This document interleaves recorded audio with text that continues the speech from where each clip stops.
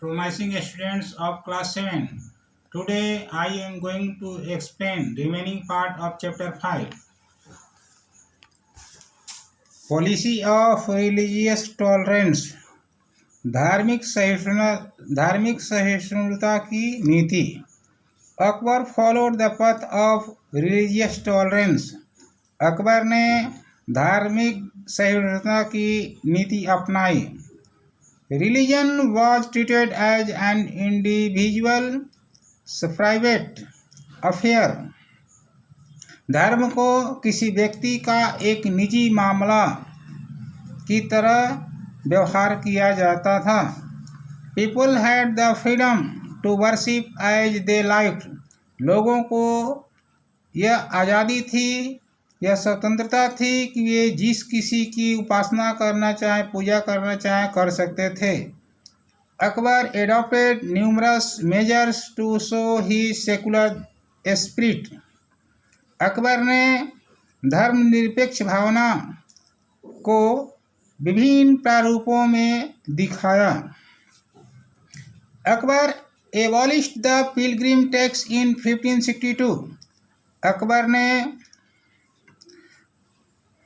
तीर्थ यात्रा संबंधी कर पर प्रतिबंध लगा दिया, यानी उसको एक तरह से उन्मूलन कर दिया. एंड द जजिया इन 1564. इतना ही नहीं, 1564 ईस्वी में उसने जजिया कर को भी समाप्त कर दिया. Which for long had been opposed by the Hindus. जो कि लंबे समय तक हिंदुओं के द्वारा उसका विरोध किया गया. Akbar abolished the practice of forcibly converting prisoners of war to Islam. Akbar ने युद्ध के कैदियों को इस्लाम में परिवर्तित करने के लिए जो जबरदस्ती का कार्य होता था, उसका भी उन्मूलन कर दिया. Akbar allowed and sometimes even encouraged the Hindus to build temples. Akbar ने हिंदुओं को प्रोत्साहित करने के लिए मंदिरों के निर्माण को भी अनुमति दे दिया. He also gave grants to many temples. और उसने बहुत से मंदिरों को अनुदान भी दिया. Akbar participated in the Hindu festivals. Akbar धार्मिक त्योहारों में भागीदारी का काम करता था, उसमें शरीक होता था. Such as Holi, Diwali and Rakshabandhan. जैसे हिंदुओं के प्रमुख त्यौहार होली हैं, दिवाली हैं और रक्षाबंधन हैं. इस प्रकार के त्योहारों में खुद वह शरीक होता था. Akbar got the holy books of the Hindus translated into Persian. Akbar ने धार्मिक पुस्तकों को फारसी भाषा में अनुवाद करवाया. Akbar was not educated but he had a great desire for learning. Akbar बहुत शिक्षित नहीं था, but he had a great desire. लेकिन उसे सीखने की बहुत जिज्ञासा थी, इच्छा थी. He wanted to know more about different languages. वो विभिन्न भाषाओं के बारे में जानना चाहता था. He built the इबादत खाना हॉल ऑफ वर्शिप. पूजा करने के लिए उसने इबादत खाना, जो पूजा करने के लिए हॉल बनाया जाता है, वैसा निर्माण कार्य करवाया. एट फतेहपुर सीकरी. और इसका निर्माण कार्य फतेहपुर सीकरी में हुआ. Here he held debates and discussion with the religious teachers of all religions. और यहाँ पर विभिन्न धर्मों के धर्मगुरुओं से वो वाद विवाद का विषय का समाधान करता था. Din-i-Ilahi. After interacting with people of different religions for many years, Akbar concluded that all religions preach the message of love, respect and peace. विभिन्न धर्म के लोगों से पारस्परिक संबंध करने के पश्चात अकबर ने यह निष्कर्ष निकाला कि सभी धर्म प्रेम, सम्मान और शांति का पैगाम देते हैं, उपदेश देते हैं। He felt that if the common ideals of all religions could be combined to form a new creed, the people of his empire would benefit from it.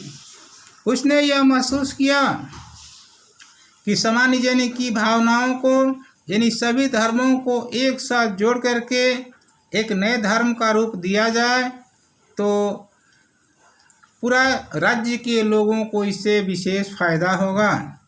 Therefore he suggested a religious path called दीन-ई-इलाही और divine monotheism, और इसलिए उसने एक धार्मिक रास्ता का चुनाव किया जिसको दीन-इलाही या डिवाइन मोनोथीज्म या ईश्वरीय एकेश्वरवाद का नाम दिया जाता है।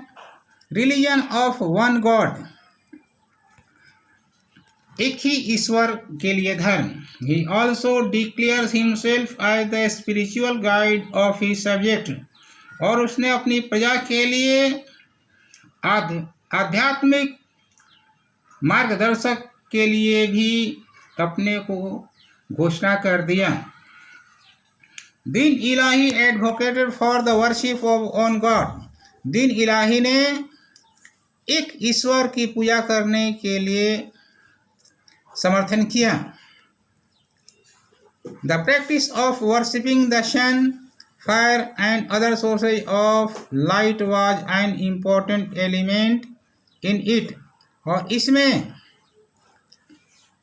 पूजा करने की प्रणाली को, जैसे सूर्य, आग और अन्य दूसरे स्रोतों को एक महत्वपूर्ण तत्व इसमें माना गया।